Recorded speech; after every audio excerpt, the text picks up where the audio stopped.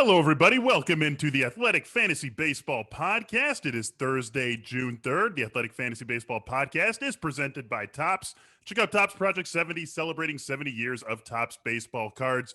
Michael Beller here with you as usual. Derek Van Riper on vacation this week. We're going to do our usual Thursday beat writer check-in. You can see who our first guest is on this episode. It is Fabian Ardaya, formerly of the Los Angeles Angels, now of the Los Angeles Dodgers. You know, I just thought of it. I guess we could have thrown some Angels questions at you, but this is all Dodgers all the time. Thanks for joining us today, Fabian. Of course, thanks for having me. I know there's still a lot of interesting stuff happening over the Angels. I'm looking forward to see whoever fills that beat.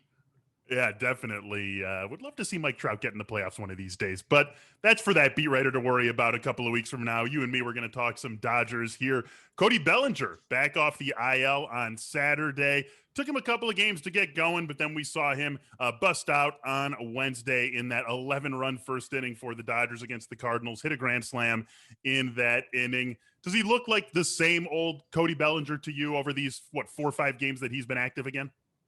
Defensively, absolutely. Like he's moving extremely well, especially for someone who had a hairline fracture in his leg, and that was the reason why he missed so much time. I think with the plate, I think it's going to have to be some patience, just because you have to think about it. He didn't have a full spring training because he had the shoulder surgery in the offseason, and then he sort of came in and 4 games into the season had a leg fracture. Like he's still working his way back and working through some stuff. I know he was going through a little bit of a stance alteration during the spring as well. But he said he's feeling good at the plate. I think mechanically they're working through some stuff. But like you've seen, like even when he hasn't been at full strength with the bat, it's still an above average bat. And you pair that with really good defense, and he's an extremely valuable player for the Dodgers. Yeah, very happy to see him back on the field. It's a team that didn't necessarily need a superstar like Cody Bellinger back. They've been doing pretty well, but Bellinger back, good for him. Good for the Dodgers, certainly good for his fantasy managers. AJ Pollock also set to make a return from the IL this weekend. The Dodgers have really settled into a somewhat regular set of guys playing every single day. AJ Pollock's going to affect that in some way, but with who they have active right now, obviously Corey Seager's still out. Does it affect anyone other than Zach McKinstry, Albert Pujols, these sort of part-time guys? Are the other 7 all set, even with Pollock coming back? Yeah, I'd say so. I know like Chris Taylor obviously was another guy you can envision in left field, but he's playing so well that he's going to play every single day. It'll probably be more starts at second base than before, and that obviously, like you mentioned, will probably impact McKinstry. But I think what we've seen about how this Dodgers team sort of operates, especially under Dave Roberts, is like everyone's going to get their chance, whether it be pinch hit opportunities or something like that off the bench. Mid-game switches are something he does all the time, line change type stuff. So that's going to impact, obviously, McKinstry. It's going to impact the Pujols.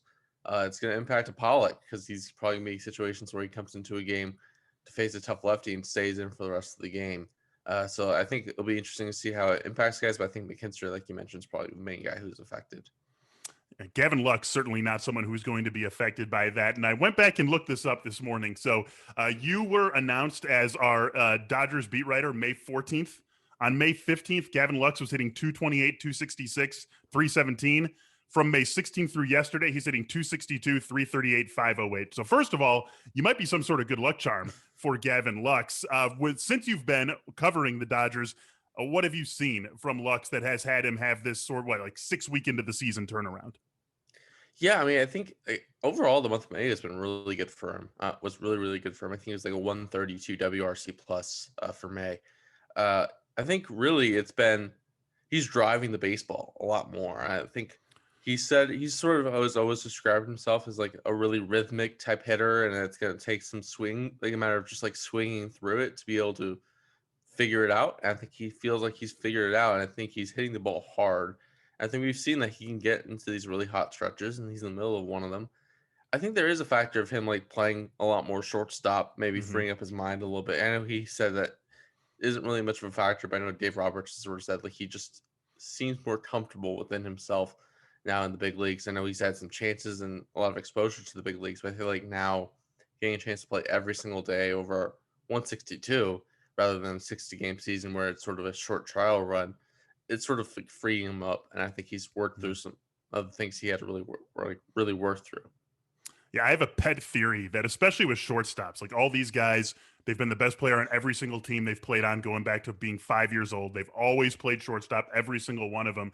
And so I have this little theory that has no backing whatsoever, but just sort of a fun one, that a guy getting moved back to shortstop can just maybe like feel like himself again, especially a young guy like Lux who hasn't had a ton of time to play other positions in the majors. Getting moved back to short maybe just frees up the mind a little bit. And we're definitely see the bat play like we know it can for him in this hot stretch that he's been in.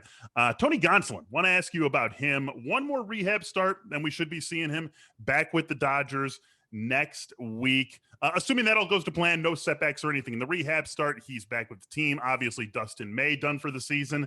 So does that essentially lock Tony Gonsolin into a rotation spot from that point forward?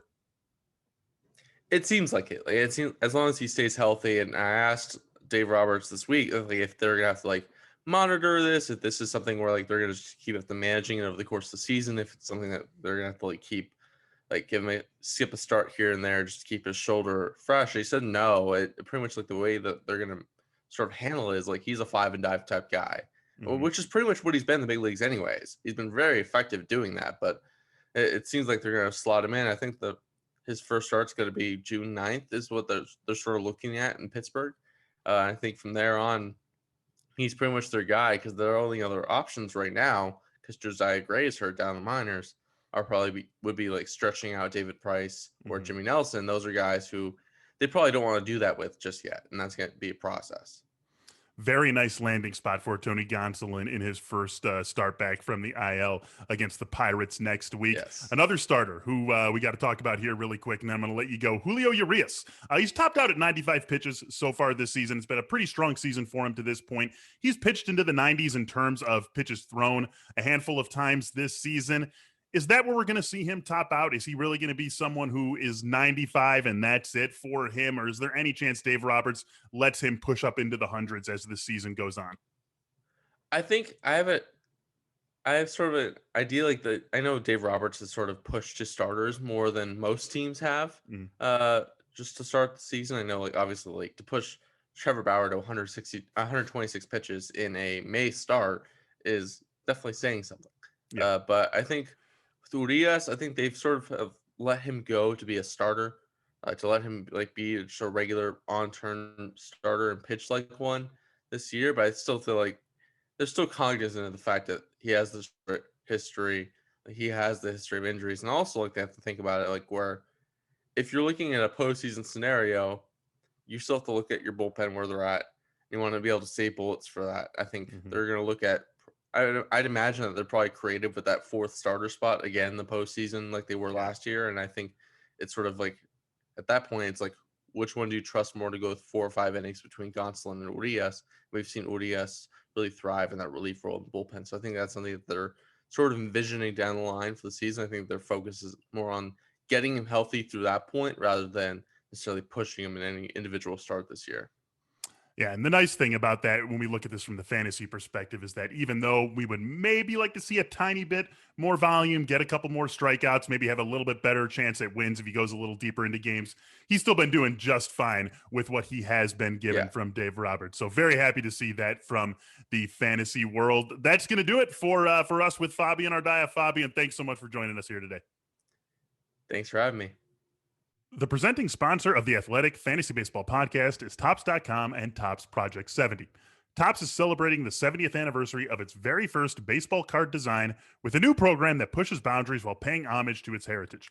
Project 70 has brought together creators of all kinds for this extraordinary set: graphic designers, tattoo and graffiti artists, animators, illustrators, painters, and even a jeweler make up the artist roster, which includes names like Snoop Dogg, Action Bronson, Ben Baller, Jeff Staple, Tyson Beck, Alex Pardee, and more. Each artist will select their own MLB players and Topps designs from any year to craft a unique story. You might see Babe Ruth or Mickey Mantle in the 80s. You can see Fernando Tatis Jr. in the 50s. It is very, very cool. You're going to want to check it out. 3 new cards launch daily all year long on Topps.com and are only available for 70 hours before they are gone for good. Head to Topps.com to learn more about Project 70 and to check out which cards are live right now. Think about all the purchases you've made over the last year. Probably a whole lot of delivery, right? That's the world that we've been living in. There's one big purchase that maybe you haven't thought about too much: insurance. Americans overspend on car and home insurance by billions every year. That's money that could have been spent on more deliveries, and that's where the Zebra can help you. The Zebra is the nation's leading insurance comparison site for car and home insurance. In minutes, you can compare policies from every major provider for free, all on one independent marketplace. After a few quick questions, the Zebra pairs people with the right insurance company for them, helping everyone save time and money. Buy online or over the phone with one of their licensed insurance agents. Make insurance your smartest purchase yet. Visit thezebra.com/fantasy MLB to get your free quote today. That's thezebra.com/fantasy MLB. All right, next up on this episode of the Athletic Fantasy Baseball Podcast, we welcome on Grant Brisbee from the Dodgers to the Giants. Feels just like the way we should be doing it. Grant, thanks for joining us here. Absolutely. Thanks for having me on. Yeah, for sure. Let's start the bullpen here with this team. It's one of the more interesting bullpens from a fantasy perspective. We've seen something of a 2/3, 1/3 share between Jake McGee and Tyler Rogers when it comes to save opportunities. We saw McGee a little bit earlier in the month get a few opportunities in a row. Then Rogers convert a few opportunities in a row. Rogers has struggled his last couple of times to the mound. Is this split what we've seen to this point? Is that something we can expect to be the case for this team the remainder of the season? I think it's likely that the split has been a lot of wanting to back off of Rogers, but he seems to be the closer now. It seems to be, he's leading baseball in appearances. The Giants were at one point had him on like 100-game pace. That's obviously not sustainable. So I think Rogers is the guy, and when he's not available for whatever reason, it's going to be Jake McGee. And McGee is, I think he's better than his ERA. Obviously you look under the hood and the strikeouts are still there. You've still got the good peripherals. He's just not someone you're going to be able to use back-to-back very often, if at all. And when you're talking about a closer for a team that's winning a handful of, more than a handful of games, you need someone that's able to go 2 days in a row, maybe even 3 if you've got a really dicey close series. That's just not going to be McGee. So I think Rogers is the guy for now. Definitely buoying Rogers' status as the closer, because when you just look at them on a, just who's got the stuff to be a closer basis, you think a little bit more about McGee and a little bit less about Rogers, but that durability certainly helping Rogers right now. I got a question for you. You've been very close to this team for a long time, so maybe you can answer this best. Who convinced Buster Posey that this was 2012 and not 2021?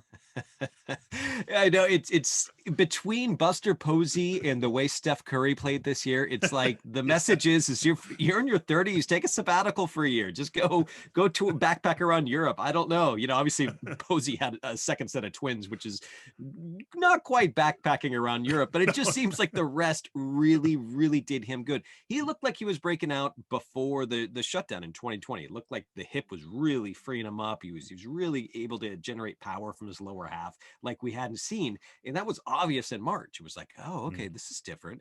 And then the shutdown happened. He opted out for very good reasons.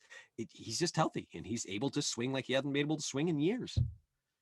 Seems like that for a lot of this team, right? We've got him having such a great year. We've got Brandon Crawford having such a great year, and it makes them, I think, arguably, when you look at where we are in the calendar and the trade deadline coming and the shape of the NL West, maybe the most interesting team to watch over the next month. Because let's just say that their win-loss record was flipped. We'd be talking about them as obvious sellers, and with all these guys who would be attractive on the trade market: Kevin Gausman, Johnny Cueto, Alex Wood, Brandon Crawford, Donovan Solano. I mean, so many guys up and down this roster into their 30s would be very attractive trade pieces. But you've got them sitting where they are. Best record in Major League Baseball as you and I are sitting recording this. And if they stay with the Dodgers, with the Padres, that's just something you can't do, right? You can't make a move. So, what does this team do leading up to the trade deadline? Is it really June determines how they go from there? It is going to be really fascinating because, a lot of contenders you can see obvious, okay, they could use one more outfielder or they can use one more starting pitcher. With the Giants, it's all bullpen. They have, once they have everyone healthy, that's a big if, actually. If you have Longoria, you have La Stella healthy, you have Darren Ruff healthy, you have a full complement of position players and bench players. Forget it. You don't need anything more. If you're talking about the rotation, as long as Logan Webb is pitching well, and he's been pitching well over the last month, forget it. You've got 5 starters. You've got some depth underneath them. It's all going to be bullpen. It's going to be bullpen, bullpen, bullpen. And if the Giants are going to give up a top 10 prospect or someone, they have a deep system, but if they're going to give up someone who it hurts to give up, it's going to be for a reliever who's around for 2022. They're not going to mess around with any rentals. That's just not the way they're built. That's not the way the organization's built. They have just a ton of really interesting prospects that they have depth, but they're going to want someone who's around and helping the bullpen next year when more of that cavalry of prospects is going to help them. You think it would take like a totally disastrous June for them to think about trading guys like Cueto, Alex Wood, guys like that? I think so. And here's why. When you remember back to what the Giants had to do in 2019 and 2020, everyone expected them in 2019 to trade Bumgarner, trade Will Smith. And Farhan Zaidi made some really good points. He says, look, holding on to these guys, am I thinking that we're World Series favorites somehow? That's not quite it. But there is value in keeping things close through September. There is organizational value. There's value in the clubhouse. There's value to the fans. There's value from a revenue standpoint. Like, there is value to just being close in September. There's a vibe to it that helps in, maybe a less tangible way. So he's on record saying that about 2019, which was not a very good baseball team, this year it's going to be not all in, but they're certainly not going to trade pieces away. You might get, if the right deal presented itself, where you maybe trade out of a strength to bolster a different kind of weakness on the 2021 team, but there's not going to be any sort of weirdo fire sale, even with the worst June swoon imaginable. You talked about maybe not getting fully healthy, all the guys together at once. Tommy La Stella been out for quite a while. Still got Brandon Belt sitting on the IL. What can you tell us about those guys? What's the latest update on them? Belt he's on the IL after rushing back to try and, play through some minor tweaks to his side. It just wasn't working out. So that shouldn't be a big, long IL stint. La Stella is a little bit more worrisome. They put him on the 60-day IL to free up a 40-man roster spot. He has to be on there for, at least another month. That can't be good news. They've been a little tight-lipped when it comes to that, but he's the one who might not be back anytime soon, whereas Belch should be back closer to the end of the 10-day IL stint. All right, one more guy who I want to ask you about is Kevin Gausman. This has been a very known commodity for a while now, and he's a 4-seam split guy. He's pretty much always been a 4-seam split guy, but here he is having, the best season he's ever had to date. Is there anything different about him to your eye this season? Different is, he just has really good command with that splitter. He actually has, I've noticed it, and it took me like 2 years to notice it, but he has a changeup and a split, and they're very, very, very similar, but they do just a little bit different things, and he's just excellent at commanding them. He's commanding them right at the bottom half, bottom edge of the zone, and it makes the fastball play up, and he can still go above the letters and get the swings and misses on the high fastball. He's not pitching 99, 100. He's throwing 94, 95, but with the splitter and the change, it's working, and it's just a matter of stuff and command. And, Sarah's has been talking about that. It's a good combination. It's been a fun team to watch for the first couple of months of the season. It's going to be, I think, for the next couple of months as well, mixed in with the 2 expected powerhouses in the division and in the NL, the Dodgers and the Padres. We have the surprising San Francisco Giants. Grant Brisbee, one of our Giants beat writers here at The Athletic. Thanks for joining us today. You got it. Thanks so much for having me on. The beginning of any journey can feel daunting. You're not sure you're heading in the right direction, and maybe you don't know exactly what to prepare for. With Credit Karma, you can be more informed about what's ahead. Credit Karma's game-changing technology shows you tailored offers for credit cards and personal loans that you're more likely to be approved for, so you can apply with more confidence. They use your credit and other financial information to show you custom recommendations. Whether you want cash back, maybe you want travel rewards, maybe you're trying to consolidate debt, Credit Karma can help you find the offers that fit your goals. With a selection of options and approval odds, you have the power to make informed decisions. Go to creditkarma.com/MLB15 to learn more and find offers tailored just for you. That's creditkarma.com/MLB15, or you can see offers on the Credit Karma app. Apply with confidence today. Go to creditkarma.com/MLB15 or the Credit Karma app. Manscaped is back with its new trimmer, the Lawnmower 4.0. What makes this trimmer different than all other trimmers? A new multifunction on-off switch can engage a travel lock created for people who like to travel. It's a lot of people. The Lawnmower 4.0 gives you the ability to turn on an LED spotlight. This is what you use when you need a more precise shave. The trimmer even allows you to customize your trim all over with additional guard length sizes 1 to 4. It's waterproof, wireless charger. It's got everything you need. And right now you can get 20% off with free shipping if you use the code FBN15 at manscaped.com. That's 20% off and free shipping at manscaped.com with the code FBN15. Unlock your confidence and always use the right tools for the job with Manscaped. All right, our rotating menagerie continues here with Derek Van Riper on vacation. We go from Fabian Ardaya in Los Angeles to Grant Brisbee in San Francisco. Now we're going to go all the way across the country, fly over me here in Chicago, get to Al Melchior in Massachusetts. Al sitting in for DVR in the second half of this episode of the Athletic Fantasy Baseball Podcast. Al, let's do it, man. Thanks for joining us. Hey, my pleasure. My pleasure. Yeah, let's talk about some pitchers.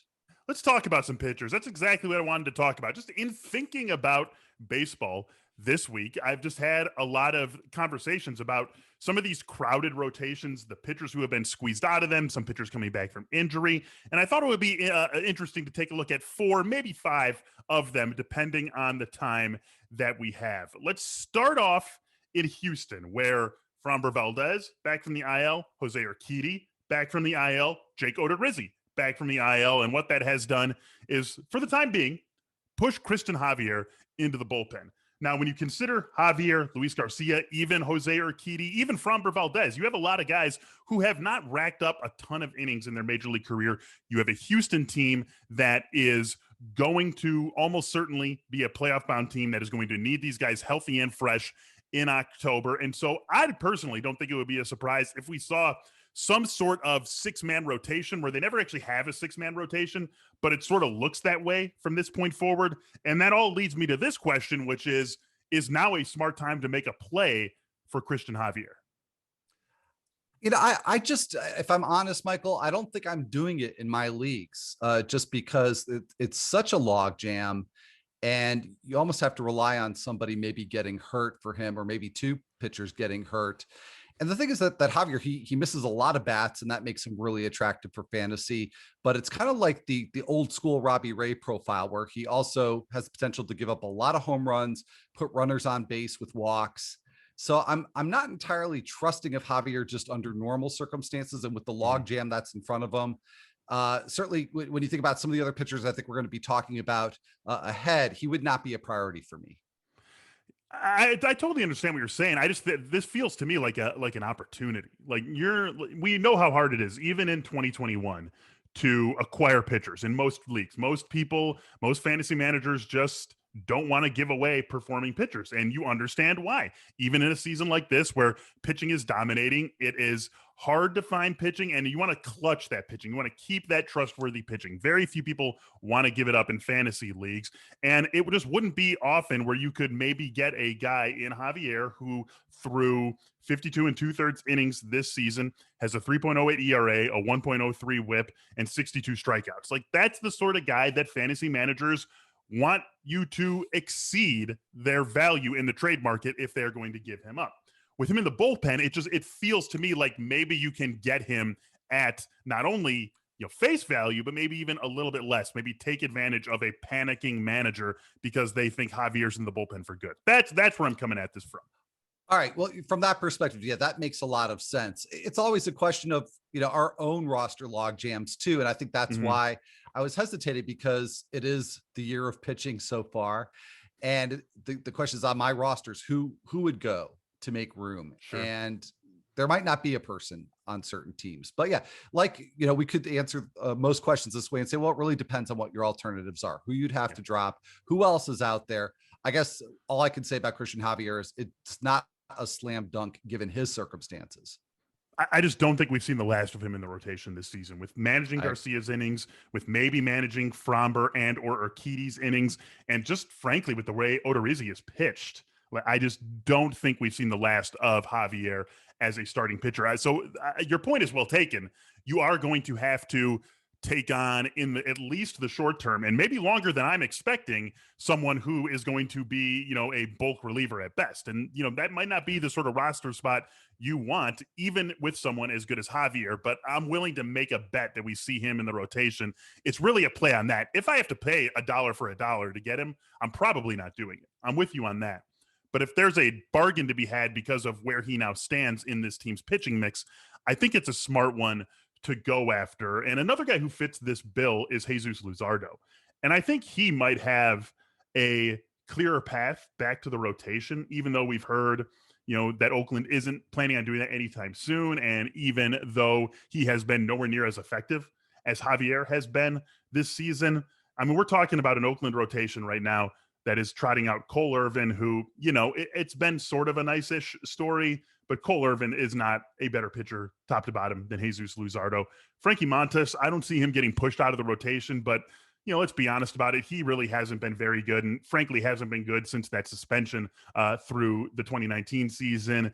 James Kaprielian, a nice enough pitcher, but again, Luzardo has certainly a much higher ceiling, much more talent, and the team is far more invested in Jesus Luzardo's success than it is in James Kaprielian's success.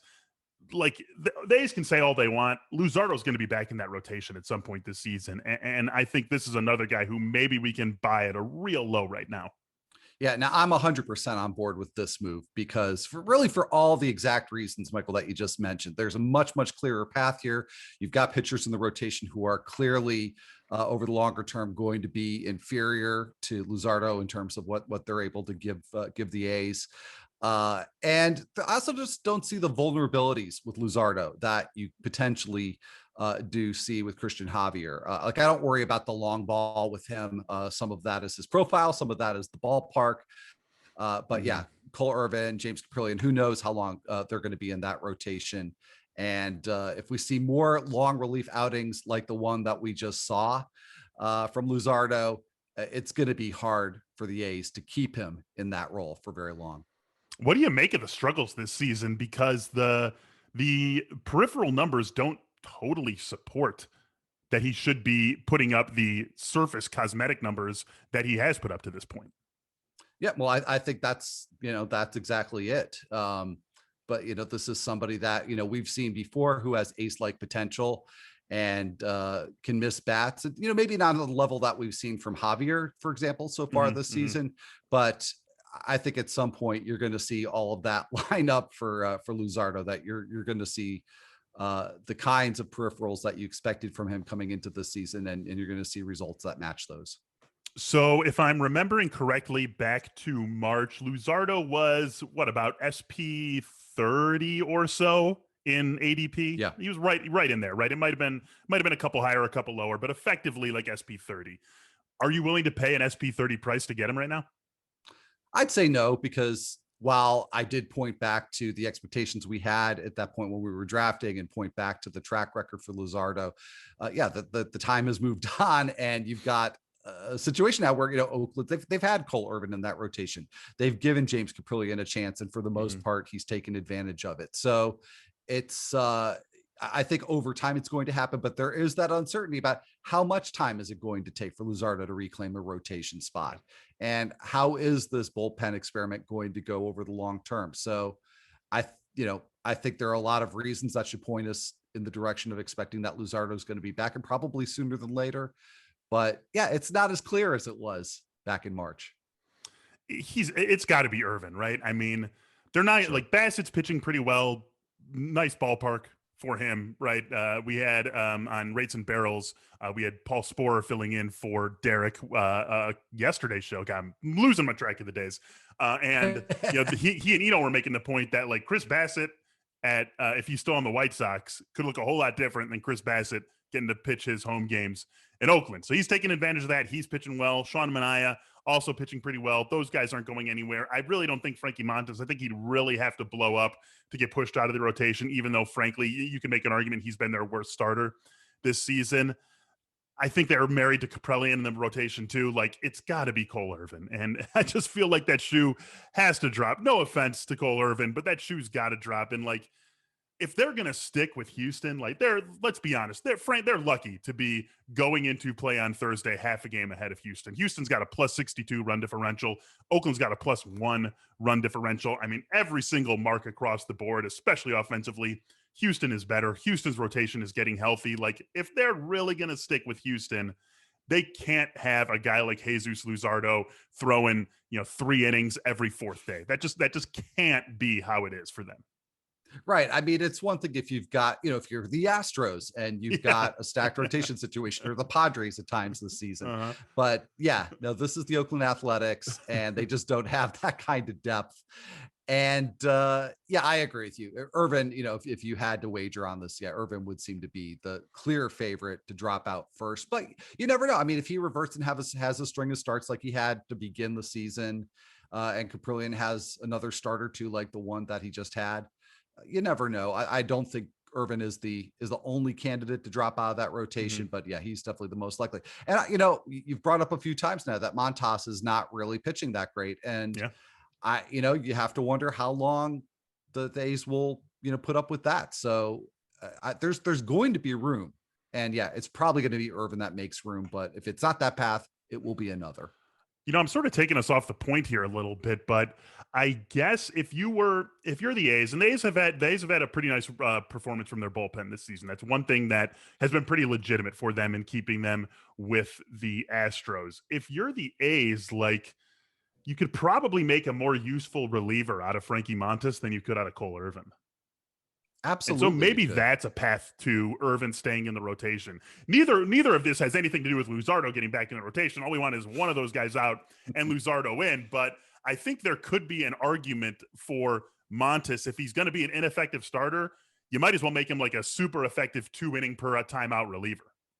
I think that would make a whole lot of sense. And again, they don't necessarily have the depth to go that route, but if they make a trade or whatever, something emerges for them, I could definitely see that happening.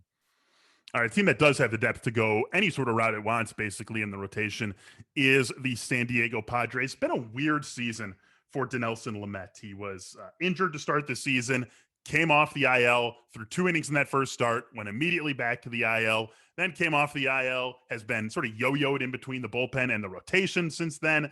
I don't think he's thrown more than 4 innings at a time at any point so far this season, but he's looked pretty darn good most of the times that he's gone out there. Even when he was between IL stints, that one outing he made, he looked pretty good, and he was missing back, something we always know Dinelson Lamet was going to do. Right now, the Padres seem to be committed, at least in the short term, to having a 6-man rotation, getting Ryan Weathers starts, getting Chris Paddock starts. Obviously, the other guys aren't going anywhere. And Dinelson Lamet, his last time out just yesterday against the Cubs, was a start, looked very good, threw 4 innings in that start against the Cubs, struck out 6 batters in that outing. I think Lamet's got to stay in the rotation, but it still feels like because of the volume, because of the uncertainty, that this could be a very good time to go out and make a play for Dinelson Lamet. Well, I agree with that. And look, I wasn't somebody who drafted him anywhere to start the season, but I certainly didn't fault anybody who did, given how far he had fallen, given the health concerns for him. So we're kind of just, we're full circle right back where we started, where you could see him staying in the rotation rest of season, building up those innings, staying later into games. But then you just have that constant worry about, is he going to go on the IL? Is he maybe going to have Tommy John surgery? And that's always going to be hanging there. But this is no longer a draft day situation where it's Lamet versus who else you could take in a given round. Right. This is just Lamet versus the last person on your roster, which is a whole different calculation. So I think it's I would certainly rather make that move with Lamet than I would with Christian Javier, because as long as he's healthy, he's going to be in the rotation. And as long as he's in the rotation, I think he's going to be fine. And as you pointed out, the biggest concern, at least short term, is the innings, but I'm willing to wait it out and see if, they can get him to 5-6 innings to start. Yeah, I was talking earlier with Fabian Ardaya, our Dodgers beat writer, about Julio Urías and how he, is pitching like not super deep into games. He's topped out at 95 pitches so far this season. He's gone more than 90 a handful of times. He's making the most of those 85 to 95 pitches that Dave Roberts is going to allot him per start. And I wonder if Dinelson Lamet could be a similar sort of guy where you're only going to get 5. You're almost certainly not getting more than 6 innings, but in those 6 innings, he could give you 10 strikeouts. And with the Padres offense and bullpen, he doesn't need to pitch 8 innings to put himself in a good spot for a win. He can trust the offense to score 5-6 runs while he's still in the game, trust the bullpen to hold it. And then he still has that same sort of win upside that someone like, say, Jacob deGrom needs 8-9 innings to pitch to get that sort of win upside. Yeah, certainly. Lamet could get more runs in 4 innings than deGrom will get in 8. But and deGrom will get in 40. Are you kidding me? But yeah, it'd be nice to see Lamet with some regularity get to 5 innings and put himself in contention for a win. But there's value there, I think pretty much no matter what, as long as he stays healthy, because like you said, the strikeouts are there, the ratios will be there. It's just a question of will he go deep enough to get wins? Probably not quality starts, but I'm willing to wait it out. These are all guys, Javier, Lamet, Luzardo. These are all guys who I would be thinking about acquiring really in any sort of scenario, but certainly if I am one of the people in my league who has been hard up for pitching, if I do need some help in the pitching departments, I could see myself making a trade for these guys and maybe even paying a tiny bit more for them than it seems like they should be receiving in a trade. That means because I am, in a tough spot with pitching. One guy who you don't necessarily need to do that with, and in fact, we've got not enough time to talk about 2 guys here who you probably don't need to do that with. The first one is Eliezer Hernandez, and he's going to make his return from the IL tonight against Pittsburgh. I'm willing to bet, Al, I don't care if he's limited 75 pitches or whatever it might be. He's going to look good in those 75 pitches against the Pittsburgh Pirates. I think now is the time.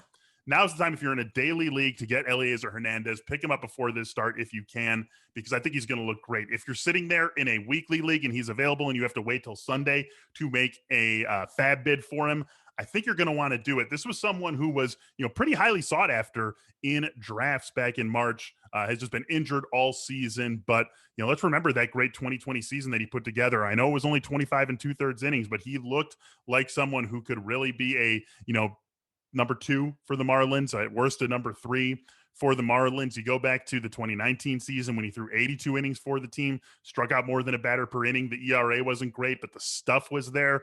Like, there's a lot of reason to like Eliezer Hernandez coming back from the IL tonight. Oh, there really is. And he's got potentially a 2-start week coming up that I really like, because he's going to get the Rockies on a Tuesday. And they'll just be a couple days removed from making that transition from Coors Field to the Marlins Stadium. And that's just a sweet spot for any pitcher to get. And then with somebody with Hernandez's strikeout upside, that's going to be fun. Now he gets the Braves later in the week. So that's one of those 2 steps where it's like you hope they really compile enough points or whatever your format is, compile enough in the categories to withstand maybe a little bit of damage in that second start. Mm-hmm. But there's all kinds of good reasons to pick up Eliezer Hernandez right now, and there's no question about his place in that Marlins rotation either. So short-term, long-term, I really like the outlook. And I also agree with you that while it's a little tricky sometimes to stream somebody right off the IL, that's an extremely soft landing spot. And I'd feel plenty comfortable starting him for that Pirates game. You could make an argument, and I think I actually am sort of making the argument that if you consider both where these guys are right now and the acquisition cost, that Hernandez is the best one to have out of these 4. All these other guys, Javier, bullpen, Luzardo, bullpen, we are almost certain they're going to get back into the rotation, but we might be wrong, and we don't know when. Dinelson Lamet in the rotation for now. It's a 6-man rotation. They could push him back to the bullpen if they want. So there's a little bit of uncertainty there, and that stops us short of the injury concerns that we're probably always going to have for Dinelson Lamet. Also, you have to trade for those guys. Those guys are on rosters. Maybe Christian Javier has been dropped. Jesus Luzardo, I don't think so. Dinelson Lamet, maybe he's been dropped a little bit, but in most leagues, you're going to see those guys on rosters. Eliezer Hernandez, there's plenty of leagues where you can just go scoop him and pick him up. So I think when you can put that all into one package, maybe Hernandez is the best one of these 4 that we've talked about so far to go for. Oh, I agree. There's the least complications there for all the reasons that you just cited. So there's really no reason, I think, not to get him if he is out there in your league. All right, Al, let's get to one more guy here. And this guy is going to have that exact same soft landing spot off the IL that Hernandez is getting tonight.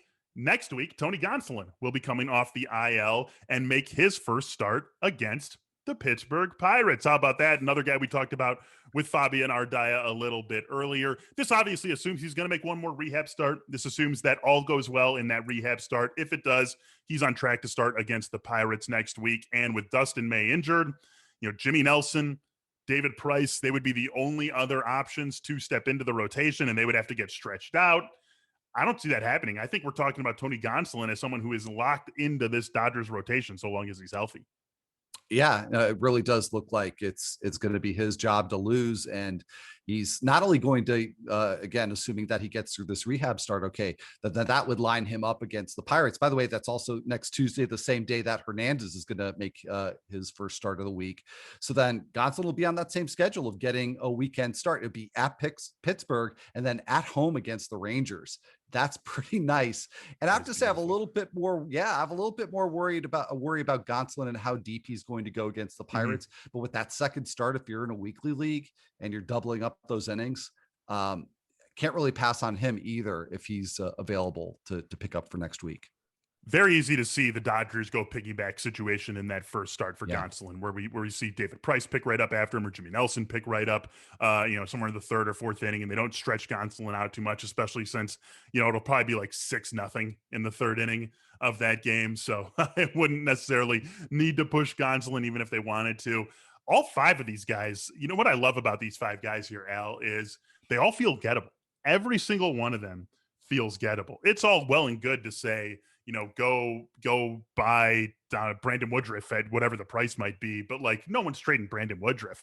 These guys all feel gettable, and all five of them can make big impacts. Any one of these five guys, if you fast forwarded to the end of the season and told me from the moment that we talked about these guys on this episode through the end of the season, Dinelson Lamet was a top 30 starting pitcher. Eliezer Hernandez was a top 30 starting pitcher. Christian Javier was a top 30 starting pitcher.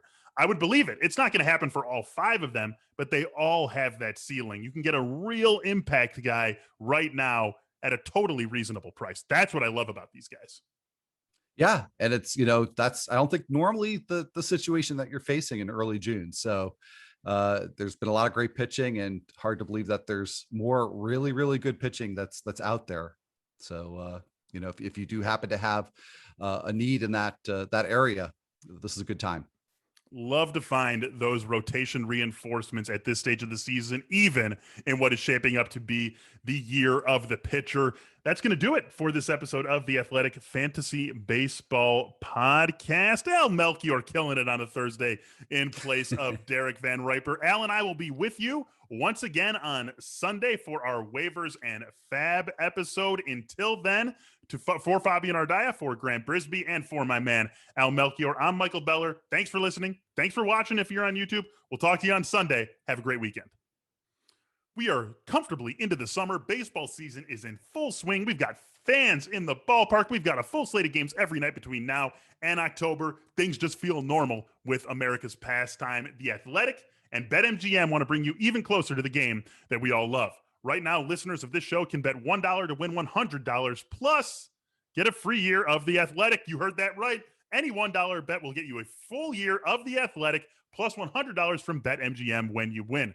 Great sports writing, extra bucks in your pocket. That is a total win-win. To take advantage of this offer from The Athletic and BetMGM, go to betmgm.com/athleticmlb.